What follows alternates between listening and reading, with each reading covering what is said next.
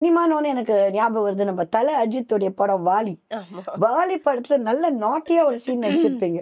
அந்த இன்டர்வியூக்கு நீங்க போற சீன் ரொம்ப அருமையா இருக்கும். அது வந்து மறக்கவே முடியாது. அந்த வாய்ப்பு உங்களுக்கு எப்படி கிடைச்சிச்சு? அது ஒரு பியூட்டிஃபுல் எக்ஸ்பீரியன்ஸ். சினிமாவோட வலிமை தெரியாம, அதோடைய அருமை தெரியாம, அது மேபி அந்த வயசா இருக்கலாம். ரொம்ப குட்டி வயசு அப்போ. அந்த ஓகே ரொம்ப எக்ஸைட்மெண்ட்டாவே இருக்கும்ல எதை பார்த்தாலும். என்ன ஏஜ் இருக்கும் உங்களுக்கு அப்போ? I will be in my 20ஸ்ன்னு நினைக்கிறேன். ஓகே. 20s தான். அது வந்து ஒண்ணுமே புரியாது. ஓகே அந்த ஒரு பயமோ, மரியாதை கொடுக்கணும் பயம் அதெல்லாம் இல்லை. ஜாலியா ஓகே கூப்பிட்டாங்களா, ஓகே ஓகே. ஆனால் ஒரு தாழ்வு மனப்பான்மை இருக்கும். யூ மீன் இன்ஃபீரியாரிட்டி காம்ப்ளெக்ஸ் இருக்கும். Will I do it, I am around big people, will I be shined அப்படிலாம் ஒரு கொஸ்டின் மார்க் கூடயே உள்ள போவேனா. இப்போ இருக்கிற மக்கள் அப்படி கிடையாது. இப்போ இருக்கிற பீப்புள்லாம் சொல்றேன், they get offers very easily and so they say hi hello. நம்மலாம் போகும்போதே இப்படிதான் போவோம், ஹலோ சார் ஹலோ அப்படிதான் போவோம் நம்ம. ஸோ அந்த பவ்யத்தோடவே அந்த பயத்தோடவே நான் உள்ள போயிட்டு ஓகே இந்த மாதிரி உங்களுக்கு ஒரு சீன் இருக்கு வந்து பண்றீங்களான்னு கேட்டாங்க. ஐ வாஸ் லைக் ஓகே பண்றேன் அப்படின்ட்டு. பார்த்தா அந்த சீனோட அருமையே தெரியாம நடிச்சேன். I didn't know what I was doing. I was asked to do something and I did. Okay. அப்புறமா மூவில வரும்போது தான் தெரியுது. பிகாஸ் ஏன்னா நான் இப்படி உட்காந்து நடிச்சிட்டு இருக்கும்போது அங்க தூரத்துல ஒரு கிளாஸ் இருக்கும். அந்த கிளாஸுக்கு அந்த பக்கம் கேமரா இருக்கும். So Jeeva sir was shooting the movie. அந்த கிளாஸுக்கு அந்த பக்கத்துல இருந்துட்டு கேமரா வச்சுட்டு டர்ன் டர்ன் டர்ன் சொல்லிட்டே இருந்தார் டைரக்டர். நான் டர்ன் என்ன இதுக்கு மேல இங்க திரும்பினா என்ன தெரியும் அப்படின்னு யோசிச்சுட்டு அப்புறமா தான் நம்ம இப்ப பேசும்போது நான் எப்படி பேசுறேன், கண்ணு விரிச்சு வாயெல்லாம் ஓப்பன் பண்ணி அவர்ல இன்னும் இன்னும் கம்மி கம்மி கம்மி ஓப்பன், நீ உனக்குள்ளே பேசினா அப்படி பேசுவேன் அது வந்து சொல்லிட்டு போனார். ஓகே அவ்வளவுதான் பேசியாச்சு. அதுக்கப்புறம் தான் பார்த்தா லிப்புக்கு மட்டும் ஒரு ஷாட் வச்சு, ஏன்னா அஜித் சார் திட்டுவேன், அவர் வந்து கொஞ்சம் ஹி இஸ் டெஃபன் டம்ல, அதனால ஹில் ரீட் மை லிப்ஸ்ங்கிறதுனால லிப்புக்கு மட்டும் அப்படி ஒரு ஷாட்டுக்காக இப்படி ஒரு ப்ரொஃபைல் வச்சு oh my got it was wonders. சீரியஸா நான் அப்பா இப்படிலாம் பண்ணுவீங்களா தெரியவே தெரியாது. நல்லா இருக்கு, யாருமே மறந்துருக்க மாட்டாங்க. ரொம்ப நல்ல சீன். ஒரு சீன் இன்னைக்கு வரைக்கும் மக்கள் பேசிட்டே இருக்காங்க. எனக்கே கொஞ்சம் ஷையா இருக்கும், ஏன்னா ஐயோ இவ்வளவு வருஷம் ஆச்சு இன்னமும் அந்த சீனே பேசிட்டு இருக்கீங்களேன்னு. Anyways I am so so grateful. SJ Suryah sir டைரக்டரா இருந்தாரு அந்த படத்துக்கு. இப்போ அவர் ஹீரோ ஆயிட்டாரு. இப்போ இருக்கிற அவருக்கும் அப்போ இருந்த டைரக்டர் அவருக்கும் என்ன வித்தியாசம் இருந்துச்சு? ஐயோ சோ கியூட், பாவமா இருக்கும் அவரை பார்த்தா. பிகாஸ் ஹி வாஸ் ஆல்சோ ஒரு பாய் மேனும் இல்லாம பாயும் இல்லாம நடுவுல இருப்பாரா. அந்த டைம் ஏடியா இருந்து தானே வந்தாரு. சோ அதுல இருக்கும்போது நிறைய திட்டுகள் விழும் ஒரு பக்கம் கசமுசா. ஏன்னா அவர் ஃப்ரெஷ் டெபி மூவில அவருக்கு நம்மளே புதுசு, நம்மளே போய் பிரமிப்பா பேன்னு பார்த்துட்டு இருப்போமா, அவரை வேற வந்து சுத்தி அவர் எல்லாரும் கொஸ்டின் பண்ணிட்டே இருப்பாங்க. பாவம் அவரு ஏதோ திட்டுறாங்க போல, நமக்கு எதுக்கு வம்பு அப்படின்னா பேசாம இருந்தேன். அப்புறம் என்ன தெரியுமாச்சு, அஜித் சார் பர்த்டே அன்னைக்கு இந்த மூவி ரிலீஸ். ஓகே தேவி தியேட்டர்ல நாங்க எல்லாம் உட்காந்து பாக்குறோம். அம்மா தியேட்டர்ல ஒவ்வொரு சீனும் செகண்ட் ஹாஃப்ல அப்ளாஸ் எல்லாம் முடிச்சுட்டு படி இறங்கிட்டு வரும்போது பிரியா அப்படின்னு ஒரு குரல் கேட்டுச்சு. They call me Priya you know. So அந்த படத்துல வேற பிரியா, என்னடா அது சிம்ரன் பேர் பிரியா வச்சு எதுக்கு நம்மள கூப்பிடுறாங்க அப்படின்னு பிரியா அப்படின்னு அஜய் சூர்யா சார் எவ்வளவு ஜாலியா இருந்திருக்கும்ல அவருக்கு. அந்த படத்தை ஃபர்ஸ்ட் டே உட்காந்து அவ்வளோ அப்ளாஸோட பின்னாடி இருந்து பார்க்கும்போது அவர் எதிர்பார்த்த வெற்றி தானே, அதுக்கு எவ்வளவு உழைப்பு போட்டிருப்பாரு. அதோட பலன் அவரோட ஃபேஸ்ல தெரிஞ்சுது அன்னைக்கு. I was wishing him really from my heart all the very best sir, நீங்க நல்லா வரணும் அப்படின்ட்டு. அதுக்கப்புறமா ரொம்ப வருஷம் கழிச்சு குஷியெல்லாம் முடிஞ்சதுக்கு அப்புறம் நினைக்கிறேன் ஒரு தடவை கோடம்பாக்கம்ல ரேசிங் என் காரும் அவர் காரும் இப்படி வந்துட்டே இருந்தா தூர்ல பார்த்தா அப்புறம் சிரிச்சாரு. அப்புறமா ஒரு தடவை சிங்கப்பூர் ஷோல ஒரு தடவை ஒரு கிராண்ட் ஓப்பனிங்காக போயிருந்த ஒரு மால் ஓப்பனிங்க்கு, அவ்வளவுதான். அதுக்கப்புறம் பார்க்கல. இப்போ நீங்க வந்து இந்த மாதிரி சில சூழ்நிலைகளை மீட் பண்ண சான்ஸ் கிடைச்சிச்சுன்னா நிச்சயமா நீங்க கேட்பீங்க இல்லைங்களா, இந்த மாதிரி ஏன் என்ன திருப்பி ஒரு வாய்ப்பை கொடுக்கல உங்க படங்கள்ல அப்படின்ட்டு? சரி அதை நம்ம கேட்க முடியாது. இப்போ நானே டைரக்டர் ஆனாலுமே இல்லை, உண்மையாவே சொல்லணும்னா நமக்கு ப்ரொடக்ஷனுக்கு என்ன கேட்குறாங்களோ அதை தான் நான் பண்ண முடியும். என்னோட ப்ரொடியூசர் என்ன கேட்குறாங்களோ அதான் நான் பண்ணேன். இப்போ அந்த மாதிரி ஒரு காலகட்டம் ஆயிடுச்சு. டைரக்டர்ஸ் சூஸ் பண்ணி பண்றது இல்லை. இப்போ ப்ரொடியூசர் நானா இருந்தால் இவ நல்லா சார்மிலா நல்லா இருக்காங்க இவங்களை செலக்ட் பண்ணுங்கன்னா முடிஞ்சது கதை. நான் உங்களை தான் செலக்ட் பண்ணி ஆகணும். என்னோட கனவு என்னென்னமோ இருந்திருக்கும் உள்ள. சாரி உங்களை சொல்லல, எக்ஸாம்பிளுக்கு சொல்றேன். சப்போஸ் ஐயோ நம்ம வேற ஒண்ணு கற்பனை பண்ணி வச்சிருந்தோமே அதை நம்மளால பண்ண முடியலையேன்ற ஒரு கட்டாயத்துக்குள்ள நிறைய டெபியூ டைரக்டர்ஸ் இருக்காங்க. அவங்களுக்கு ஃபியூச்சர் ஒரு நல்ல மூவி ரிலீஸ் பண்ணிட்டோம்னா அதுக்கப்புறம் அவங்க சொல்றதுதான். சோ அந்த மாதிரி இருக்கிற பட்சத்துல சூர்யா சார் எல்லாம் நான் போய் இப்ப கேட்கவே முடியாது.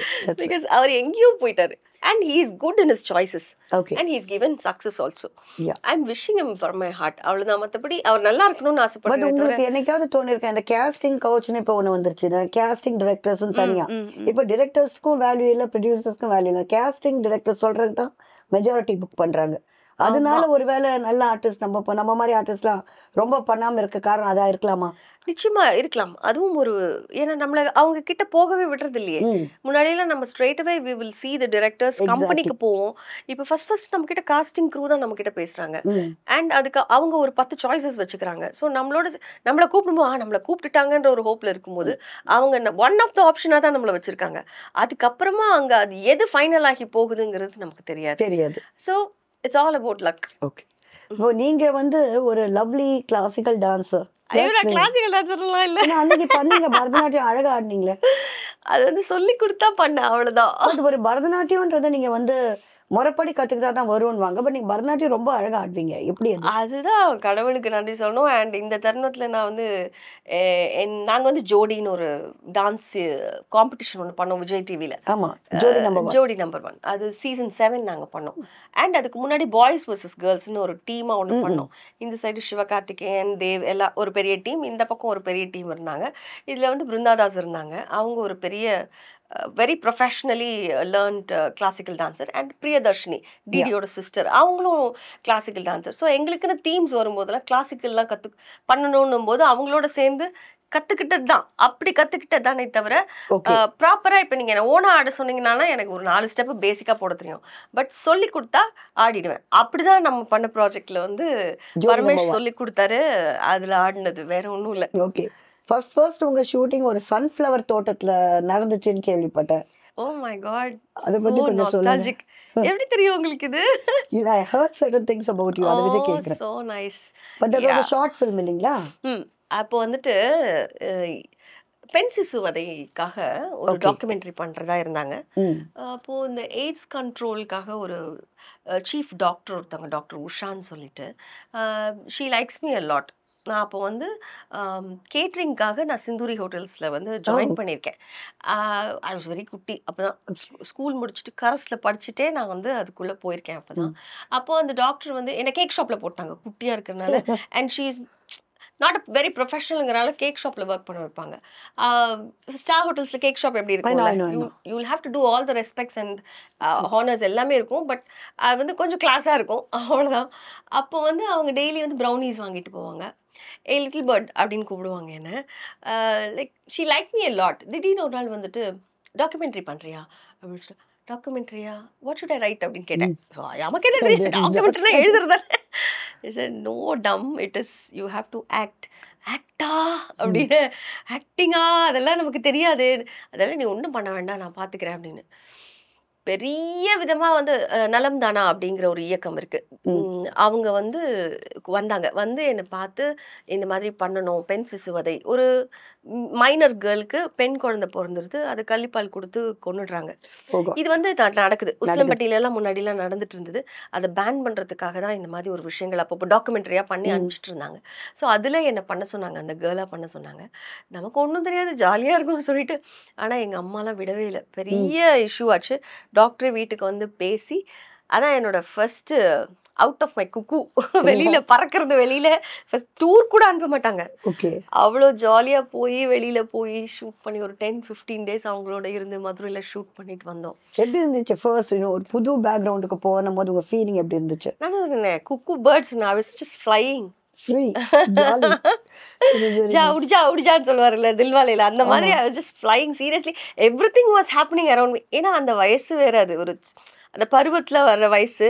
அண்ட் நமக்கு ஏதாவது ஒரு சாங்லாம் ப்ளே ஆச்சுன்னா நமக்காகவே ப்ளே பண்ணுற மாதிரி இருக்கும். அப்படிலாம் ஒரு ஃபீல் இருக்கும். அதில் வேற நம்மளை வர்ணிச்சு எடுக்கிறாங்க, காலை தண்ணியில் வையுங்கிறாங்க, கொலுசெல்லாம் ஆட்டுங்கிறாங்க. என்னடா நம்மளை இன்ச்சு இன்ச்சு ரசிக்கிறாங்களே அப்படின்னு. It is very nice. அப்போது அதுக்கேற்ற மாதிரி நம்ம செந்தூர பூவையெல்லாம் பார்ப்போம்ல, சாரி ஸ்ரீதேவி மேம் நடித்த படம் அதெல்லாம் பார்த்து நமக்கும் ஒரு இன்ஸ்பிரேஷன் இருக்கும்ல. ஸோ இது மாதிரிலாம் நம்ம இருக்கோமா? ஐ ஹோப்ஸ் தான். கன்றாவியா இருப்பேன் அப்போ ஒல்லியா. அப்போ வந்துட்டு அந்த மாதிரி எடுக்கும்போது தான் சன்ஃப்ளவர் இதுக்குள்ள பார்த்தா எரியுது, இங்கெல்லாம் கிழிக்குது, எல்லாம் செடியெல்லாம் உள்ள நடந்து போகுது. அண்ட் இட் வாஸ் 12 o'clock, உச்சி வெயில். நான் சொன்னேன், இப்படி இல்லாம சிரிச்சுட்டு ரொமான்டிக்கா எப்படி இப்படிலாம் போனாங்கன்னு அப்போ ஃபீல் ஆச்சு. வேத்து ஊத்தி 2 ஷாட் தான், சிரிக்கவே வரல எனக்கு. கண்ணை துறங்கிறாங்க, எனக்கு திறக்கவே வரல. ஓடுன்றாங்க, எங்க ஓடுறது, கண்ணு திறந்தா தானே ஓடுறது. ஒரு 10 டேக் உளுந்து வாரி, அதுக்கப்புறம் நான் வரல, எனக்கு பசிக்குது, நான் அவன் நடிக்க மாட்டேன்னு சொல்லி போய் உட்காந்து, அப்புறம் திரும்ப ஒரு 4 o'clock லைட்ல கொஞ்சம் மூட்லாம் நல்லா பண்ணி அப்புறமா எடுத்தாங்க. Very difficult. Great. Actually heroines எல்லாம் ரொம்ப கிரேட். ஏன்னா கொஞ்சம் பயங்கர ஹார்ட் ஒர்க் வேணும். நீங்களும் தான் நிறைய படம் பண்ணியிருப்பீங்க. எவ்வளோ வெயில்ல வேர்த்தாலும், நமக்கு எவ்வளோ ஒரு ஸ்டிக்கியா ஃபீல் பண்ணாலும், எது கிழிச்சாலும் நம்ம பாட்டுக்கு முகத்தை மட்டும் அவ்வளோ அழகா வச்சு முள்ளு கொட்டினாலும் சிரிச்சு முடிச்சிடணும் ஷார்ட், அவ்வளவுதான். அதுல வந்து ரப்பர் செப்பல் போட்டேன்னா சேருக்குள்ள மாட்டிக்கிச்சு, கால் மாட்டிக்கிட்டு வர மாட்டேங்குது. வாங்குறாங்க, இல்ல கால் மாட்டிக்கிச்சு. நிறைய காம்ப்ளிகேஷன்ஸ், புதுசான அதெல்லாம் ஒரு டிஃப்ரெண்டான எக்ஸ்பீரியன்ஸா இருந்தது. ரொம்பவே நல்லா இருந்தது. ஒரு அந்த 15 days திடீர்னு ஒரு நாள் ராத்திரி, நைட் தான் உனக்கு ஷூட்டிங், நீ போய் தூங்குன்ட்டாங்க. நான் ஜாலியா தூங்கல, ஏன்னா கிராமமே நிக்குது. அது பொக்கம்பட்டி அப்படின்ற ஒரு கிராமம். அந்த கிராமத்துல ஃபுல்லா கிராமமே நிக்குது ஷூட்டிங் பாக்குறதுக்கு. எப்பவுமே அவங்க எல்லாம் வெயிட் பண்ணிட்டே இருக்காங்க பாக்குறதுக்கு. அப்புறமா சரி நான் தூங்கவே இல்லை, சரி கொஞ்ச நேரம் தூங்கிட்டு அப்புறமா நைட் ஷாட், ரெடி வா தூங்கலாம் அப்படின்னு சொல்லிட்டு வந்து தூங்குற மாதிரி ஷாட் தூங்குனாங்க. ஒரு 20 days பேபியை கொண்டு வந்து பக்கத்துல போட்டாங்க. I started shivering. ஏன்னா அது அப்படி டெண்டரா இருக்கு பாக்குறதுக்கு. என்ன அது வேற வீர்னு கத்துது. அவளுக்கு வந்து அவங்க கள்ளிப்பால் கொடுக்குற மாதிரி சீனு. நான் வந்து என் குழந்தைய விட்டுருங்கன்னு கத்தணும். நான் நிஜமாவே கத்துறேன். எனக்கு பயத்துல அந்த குழந்தைய எதுவும் பண்ணிடாதீங்க. அப்பா ட்ரூவா வந்துருச்சு. நீங்க எல்லாம் மனுஷங்களா, நிஜமாவே என்ன பண்ண வச்சு அள வச்சிங்களே.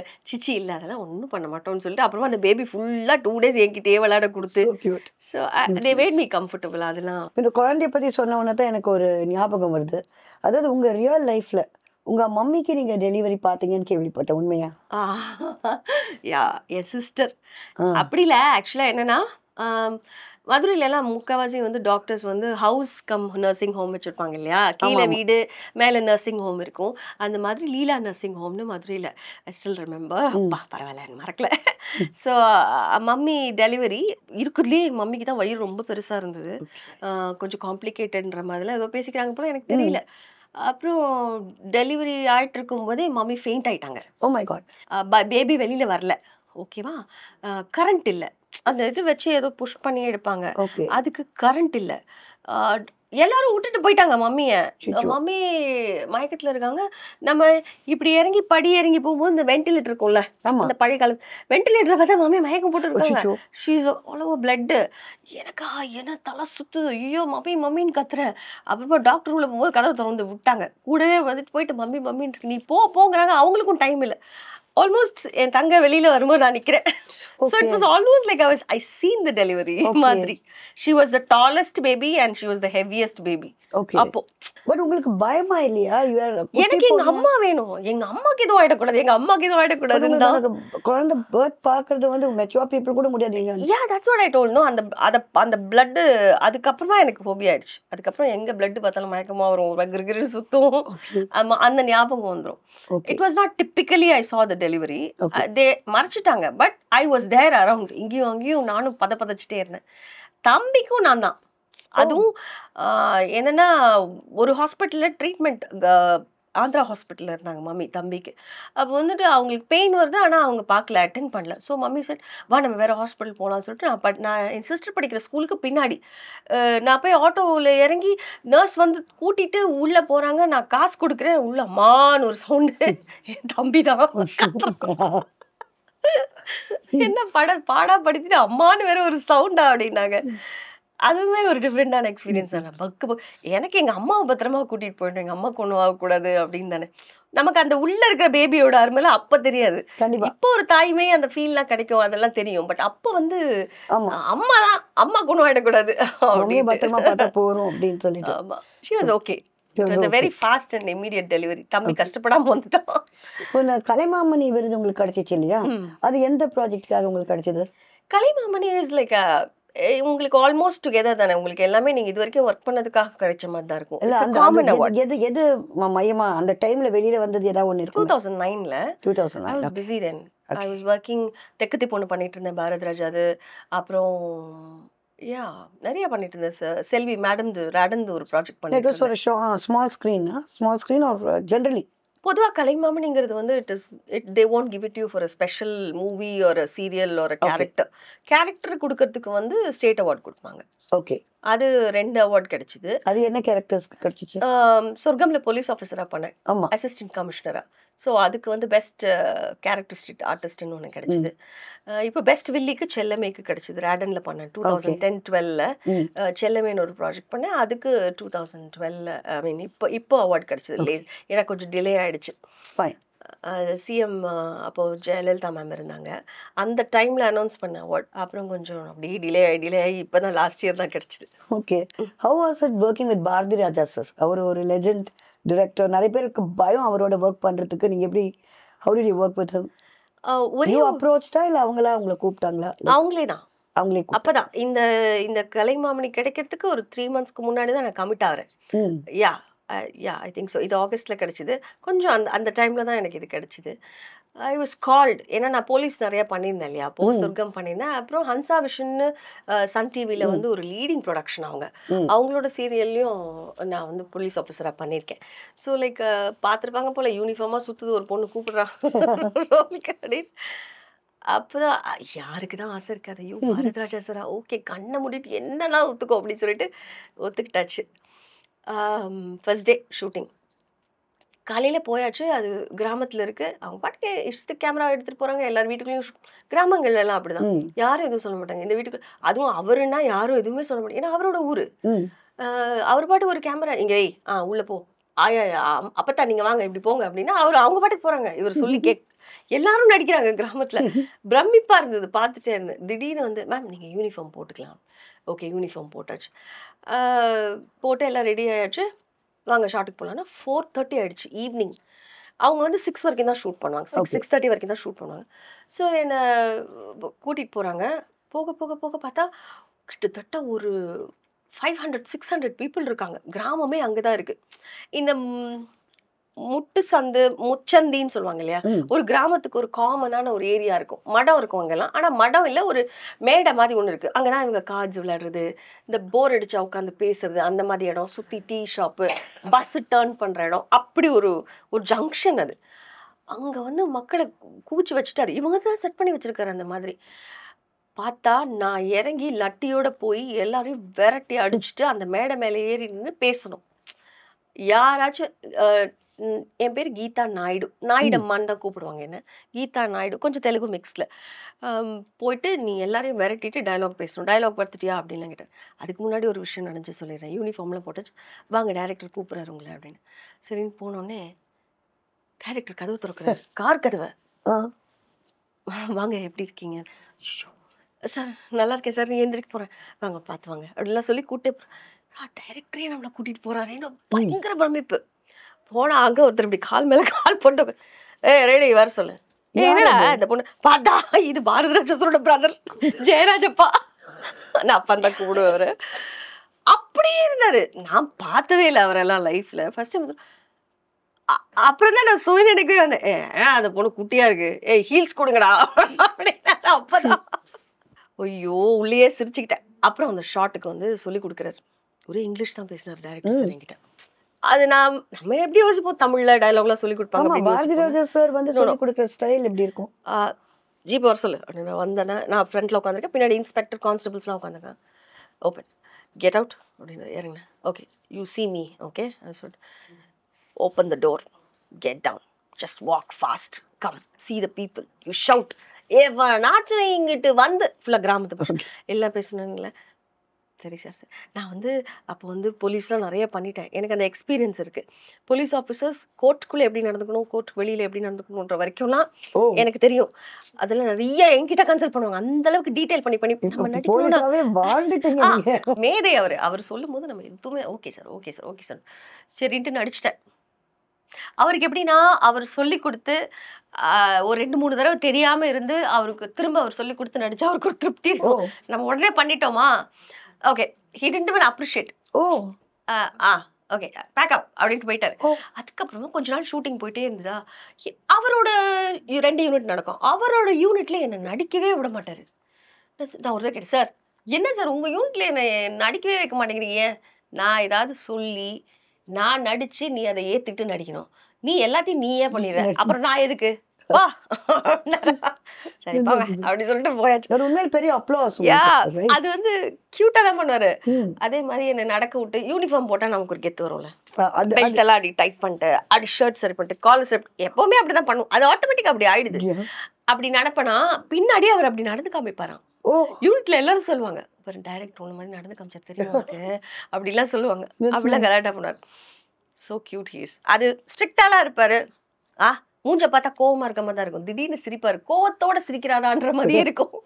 நம்ம கொஞ்சம் பவ்யமாவே தான் இருப்போம் அவர்கிட்ட, ரொம்பலாம் விளையாட மாட்டோம். Okay, I respect him. So who are the other senior directors you have worked with? Balachandroda, have you worked with Balachandra? Balachander சாரோட ப்ரொடக்ஷன்ல ஒர்க் பண்ணேன். That was my 3rd serial Guhan அப்படின்னு.